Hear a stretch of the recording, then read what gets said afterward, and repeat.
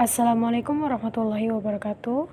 Perkenalkan, nama saya Nahala Ismi Melanisa dari kelas 11 MIPA 1. Di video kali ini saya akan membahas tentang materi PPKN kelas 11 bab 2, yaitu Sistem dan Dinamika Demokrasi Pancasila. Pembahasan pada bab 2 ini mencakup 3 hal, yaitu A. Hakikat demokrasi, B. Dinamika penerapan demokrasi Pancasila, dan C.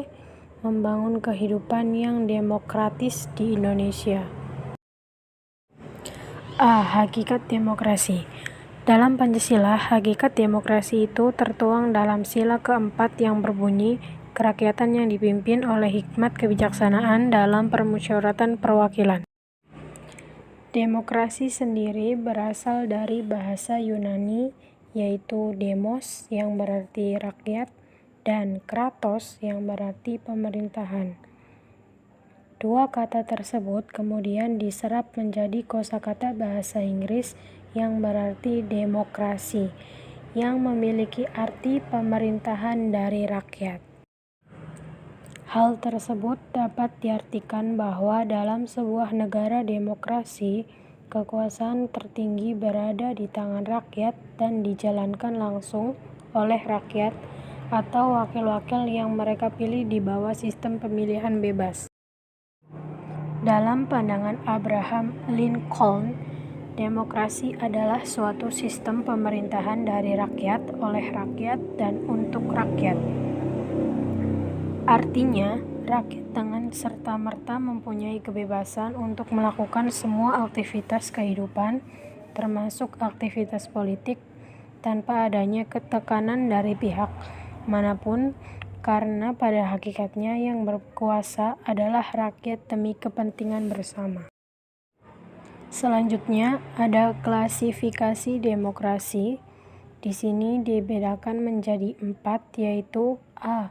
Berdasarkan pelaksanaannya, B. Berdasarkan prinsip ideologi, C. Berdasarkan hubungan antara kelengkapan negara, dan D. Berdasarkan titik perhatiannya.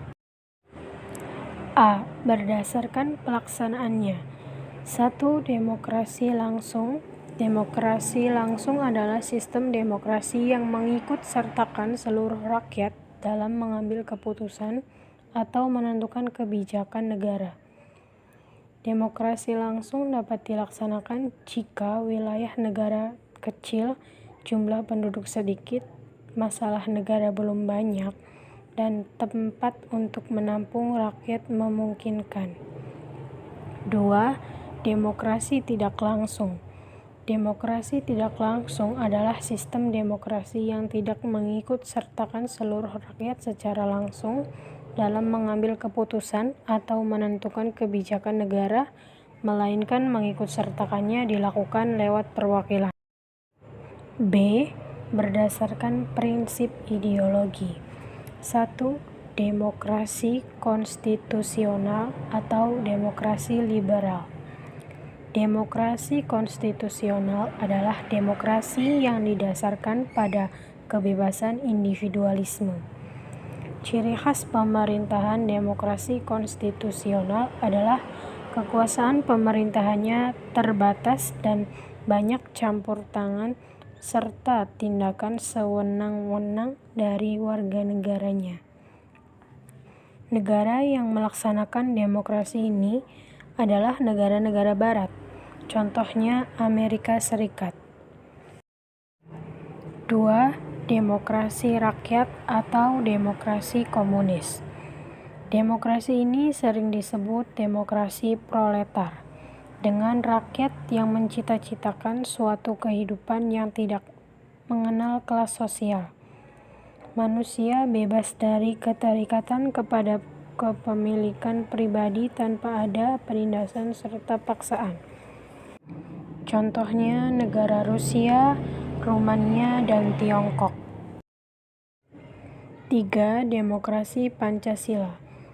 Demokrasi Pancasila adalah suatu paham demokrasi yang bersumber kepada kepribadian dan filsafat hidup bangsa Indonesia. Demokrasi Pancasila adalah milik bangsa Indonesia yang nilai-nilainya digali dari bumi Indonesia yang sudah ada sejak zaman dahulu dan tetap dilestarikan oleh generasi berikutnya. C. Berdasarkan hubungan antara kelengkapan negara. 1. Demokrasi sistem parlementer. Demokrasi sistem parlementer adalah demokrasi yang berlaku dan diterapkan dalam negara yang pemerintahannya menganut sistem parlementer. Pemerintahan sistem parlementer meletakkan tanggung jawab pemerintahan pada kabinet atau para menteri. 2. Demokrasi sistem presidensial. Demokrasi sistem presidensial adalah demokrasi yang berlaku dan diterapkan dalam negara yang pemerintahannya menganut sistem presidensial. Pemerintahan sistem presidensial meletakkan tanggung jawab pemerintahan negara kepada presiden. D. Berdasarkan titik perhatiannya. 1. Demokrasi formal. Demokrasi formal adalah demokrasi yang menjunjung tinggi persamaan dalam bidang politik tanpa disertai upaya untuk mengurangi kesenjangan dalam bidang ekonomi. Demokrasi formal biasanya terdapat di negara-negara yang beraliran liberal. 2. Demokrasi material. Demokrasi material adalah demokrasi yang dititikberatkan pada upaya-upaya menghilangkan perbandingan dalam bidang ekonomi, sedangkan di bidang politik kurang diperhatikan bahkan kadang-kadang dihilangkan. Demokrasi ini biasanya diterapkan di negara-negara yang beraliran komunis. 3. Demokrasi gabungan. Demokrasi gabungan adalah demokrasi yang mengambil kebaikan serta membuang keburukan dari demokrasi formal dan demokrasi material. Negara-negara anggota gerakan non-blok banyak yang menggunakan demokrasi gabungan. Nah, setelah klasifikasi demokrasi, selanjutnya ada prinsip-prinsip demokrasi. Menurut Austin Ranney, terdapat 4 prinsip demokrasi, yaitu A. Kedaulatan rakyat, B. Persamaan di bidang politik, C. Kehendak rakyat sebagai penentu, D. Aturan suara terbanyak. Nah, kita sudah membahas tentang hakikat Pancasila, dan yang selanjutnya adalah B. Dinamika penerapan demokrasi Pancasila. Demokrasi Pancasila dapat diartikan sebagai demokrasi yang berdasarkan kekeluargaan dan gotong royong yang ditunjukkan pada kesejahteraan rakyat, yang mengandung unsur-unsur berkesadaran religius berdasarkan kebenaran dan budi pekerti luhur, serta kepribadian Indonesia yang berkesinambungan. Prinsip-prinsip demokrasi Pancasila. Adapun prinsip-prinsip demokrasi Pancasila yaitu A. Demokrasi yang berketuhanan yang Maha Esa, artinya bahwa demokrasi selalu dijiwai dan diliputi oleh nilai-nilai ketuhanan yang Maha Esa. B.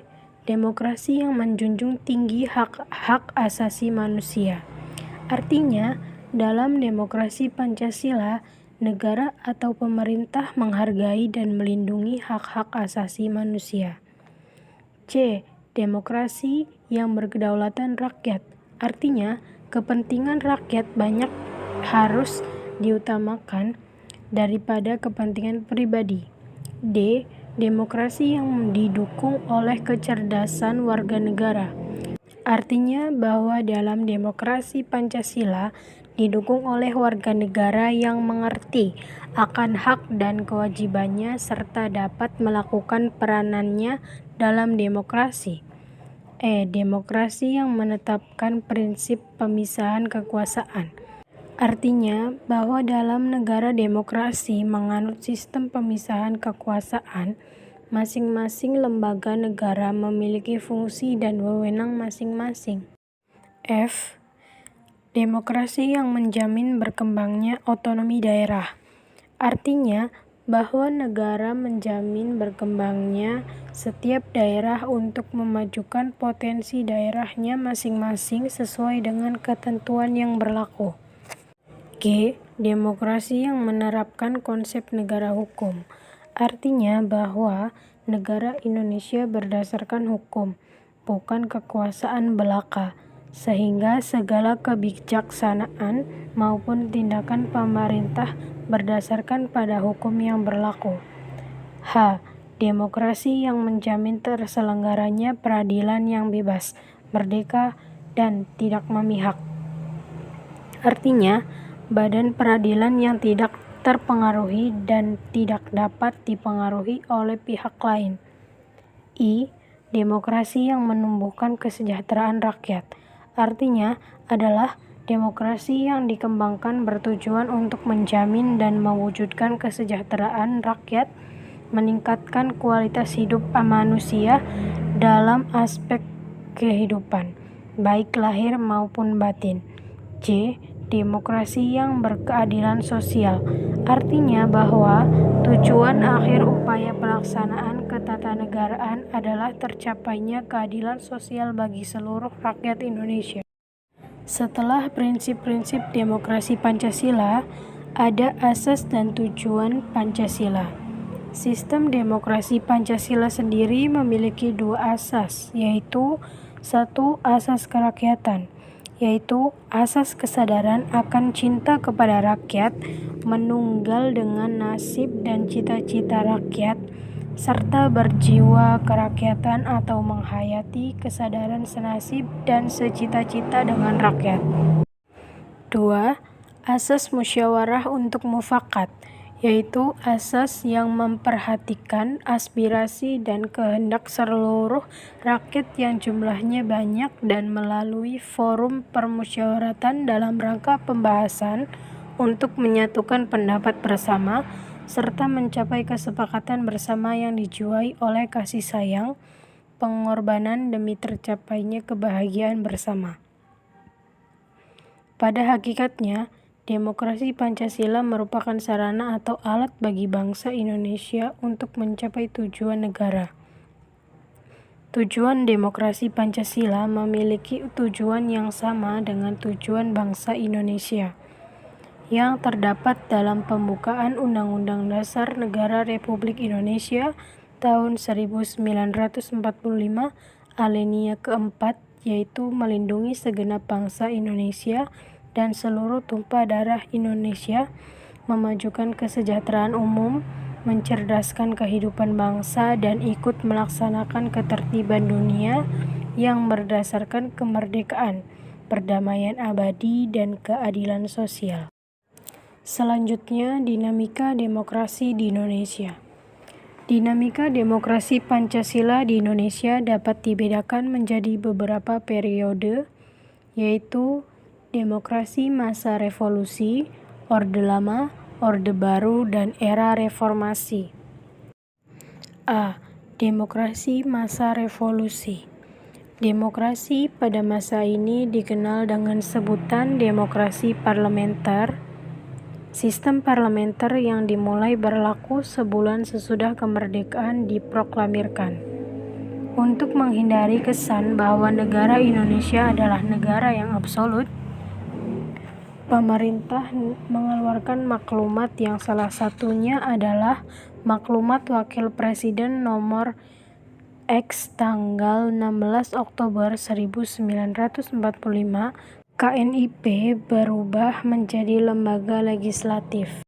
B. Demokrasi masa Orde Lama. 1. Masa demokrasi liberal. Ciri-ciri demokrasi liberal adalah A. Presiden dan wakil presiden tidak dapat diganggu-gugat. B. Menteri bertanggung jawab atas kebijakan pemerintah. C. Presiden bisa dan berhak membubarkan DPR. D. Menteri diangkat oleh presiden. 2. Masa demokrasi terpimpin. Ciri-ciri demokrasi terpimpin adalah A. Tingginya dominasi presiden. B. Terbatasnya peran partai politik. C. berkembangnya pengaruh PKI. C. Demokrasi masa Orde Baru. Demokrasi ini ditandai dengan keluarnya Surat Perintah 11 Maret 1966. Orde Baru bertekad melaksanakan Pancasila dan Undang-Undang Dasar Negara Republik Indonesia tahun 1945 secara murni dan konsekuen. Ciri-ciri demokrasi Pancasila pada masa Orde Baru sebagai berikut. 1. Adanya partai penguasa atau golongan mayoritas. 2. Keputusan politik mutlak di tangan presiden. 3. Pembatasan hak politik rakyat. 4. Dilakukannya asas tunggal Pancasila. 5. Dominasi militer dalam pemerintahan atau dui fungsi ABRI. D. Demokrasi masa reformasi sampai sekarang. Masa reformasi diawali setelah Presiden Soeharto mengundurkan diri sejak 21 Mei 1998 dan digantikan oleh Wakil Presiden B.J. Habibie. Pelaksanaan demokrasi masa reformasi pada dasarnya merupakan demokrasi dengan mendasarkan pada Pancasila dan Undang-Undang Dasar Negara Republik Indonesia tahun 1945 dengan menyempurnakan pelaksanaannya dan perbaikan pada peraturan yang tidak demokratis dengan meningkatkan peran lembaga tinggi dan tertinggi negara sesuai fungsi, wewenang dan tanggung jawab yang mengacu pada prinsip pemisahan kekuasaan dan tata hubungan yang jelas antara lembaga-lembaga eksekutif, legislatif, dan yudikatif. Poin terakhir adalah C. Membangun kehidupan demokratis di Indonesia. Negara yang demokratis adalah negara yang berperan aktif dalam membangun budaya demokrasi di kalangan warga negara dan melaksanakan konstitusi demokrasi. 1. Pentingnya kehidupan demokratis. Menurut Henry B. Mayo, beberapa nilai yang mendasari kehidupan demokrasi sebagai berikut. A. Menyelesaikan perselisihan dengan damai dan secara melembaga. B. Menjamin terselenggaranya perubahan dalam masyarakat secara damai atau tanpa gejolak. C. Menyelenggarakan pergantian kepemimpinan secara teratur. D. Menekan penggunaan kekerasan seminimal mungkin. E. Mengakui dan menganggap wajar adanya keanekaragaman. F. Menjamin tegaknya keadilan. 2. Sikap warga negara dalam membangun kehidupan demokratis. Contohnya, A.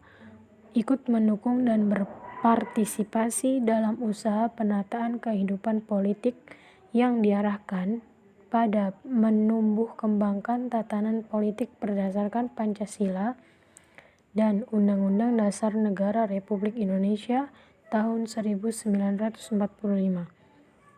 B.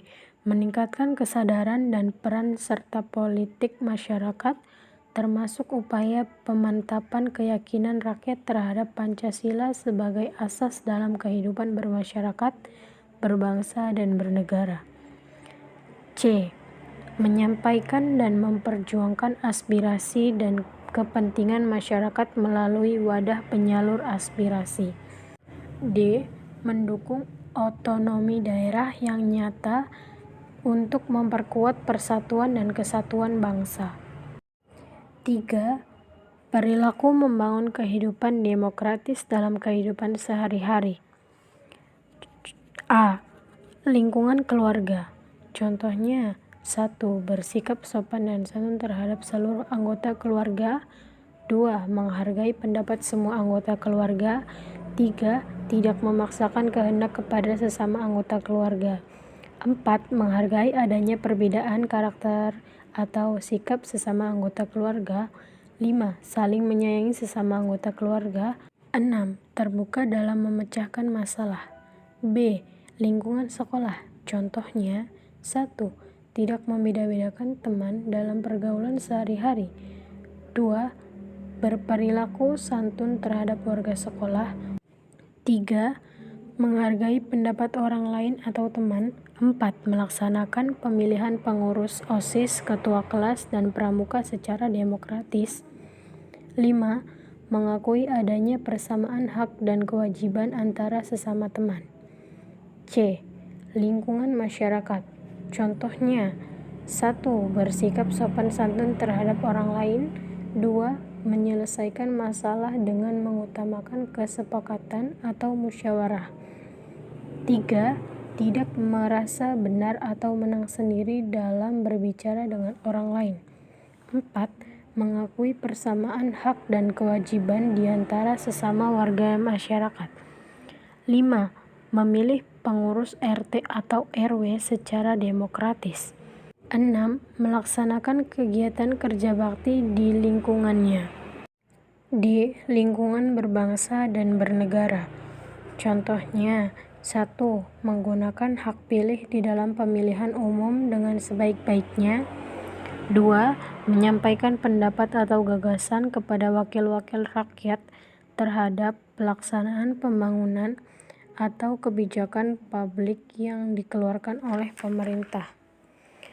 3. Menghadiri apabila ada undangan dari pejabat negara yang membahas masalah-masalah tertentu yang berkaitan dengan kenegaraan.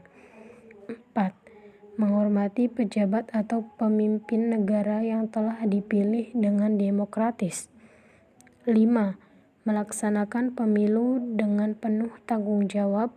6. Melaksanakan peraturan perundang-undangan yang berlaku. Cukup sekian pembahasan dari saya, kurang lebihnya mohon maaf. Wassalamualaikum warahmatullahi wabarakatuh.